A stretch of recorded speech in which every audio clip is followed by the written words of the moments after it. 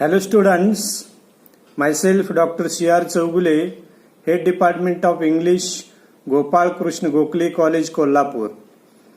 This lecture is for the students of BA3 Compulsory English for the semester 5th.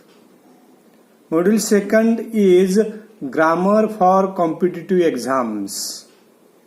Let us know the important English grammar tips for competitive exams.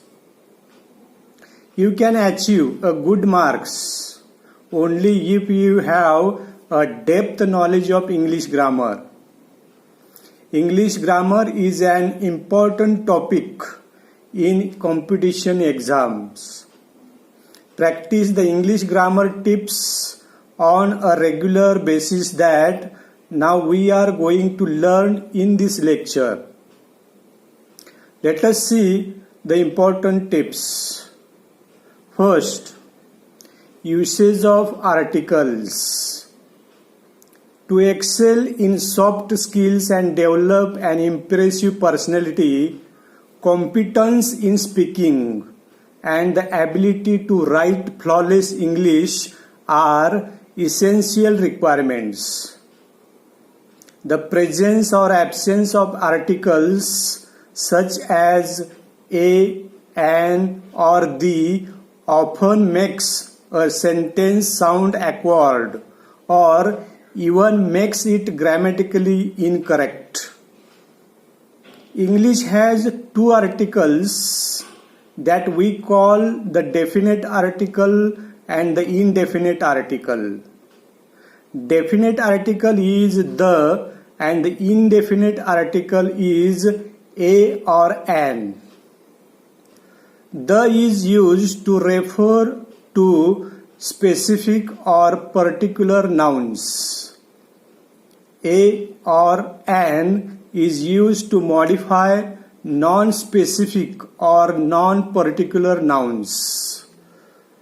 The rule for indefinite article usage is as follows. Use a before nouns or adjectives that start with a consonant sound. Use an before nouns or adjectives that start with a vowel sound. Here are some examples. Please give the dog a cookie. The noun cookie starts with a consonant sound, so a must be used. Next example, that's an old car. In this case, the word after the article is old, which starts with a vowel sound, so an must be used. A, E, I, O, U are the vowels. Second important grammar tip is usage of noun. A noun is used, that word represents a person, a place, or a thing. A noun may be used as a subject of a sentence, as a direct object, as an indirect object, or if they may be used as the object of preposition. Nouns can be either singular or plural. Singular means they refer to just one thing, while plural means they refer to more than one. Proper nouns help to distinguish a specific person, place, or thing. These words should be capitalized. Some nouns can be either proper or common depending on the context. One way you can treat a common noun as a proper noun is by using personification. Personification is giving human attributes to non-human objects or ideas. Abstract nouns are intangible ideas. They are not things people can see, smell, hear, or touch. Common examples include emotions, social concepts, political theories, and the character traits. Possessive nouns convey ownership and often consist of short phrases. A collective noun describes a group of things and it may be singular or plural, depending on how it is used. A singular collective noun refers to a group that functions as one unit or performs the same action at the same time. Then third important grammar tip is usage of English tenses. In English grammar, we often use words to indicate the same time of occurrence of an event. The verbs that indicate the time of occurrence are known as tenses. There are three types of tenses. First, past tense. Past tense include verbs that indicate that the event has occurred in the past. Present tense. Present tense includes verbs that indicate ongoing event or an event that is currently occurring in the present. Then last, future tense. Future tense includes verbs that indicate an event that is likely to be occur in the future.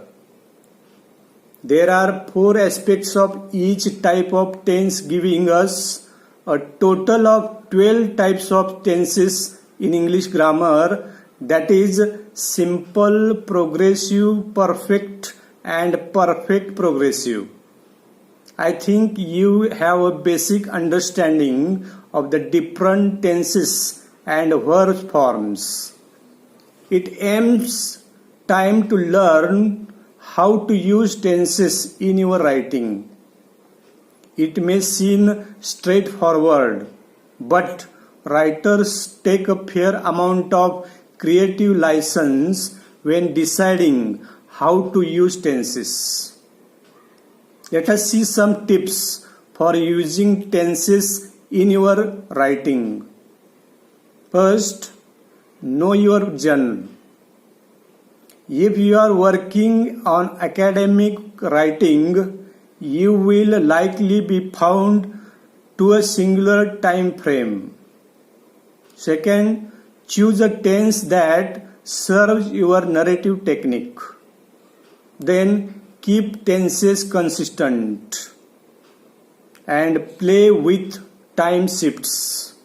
If you are writing literary fiction or creative notification, deliberate the time shifts can be an effective way to keep your reader engaged. And last, switch tenses in the editing process. Let us see the conclusion to this grammar for competitive exams. Grammar is made up of lots of little rules that work together to create a language. Remember, language is always changing. New words are being created and words are changing meaning. Once we start to look at naturally occurring language, we see that there is a systematic variation in the choices of people make. These choices relate to both the meaning and the context of communication. Specifically, we have looked at differences in mode between grammar in speech, especially conversation and in writing. You may be already familiar with the ideas of variation within a language. For example, there are different variety of English used in different parts of the world. For example, India, the USA and Australia all have different variety of the language we refer to as English. But variety also occurs within countries where different lexical and grammatical choices may be associated with regional dialects. Often, people have a choice over whether to use their dialect or to communicate using what has come to be called Standard English. Exploring the grammar of English can help us to look at a level of variation which is much more subtle. I think everybody understood the importance of grammar for competitive exams. Thanks everyone for listening me carefully and attentively. Thank you.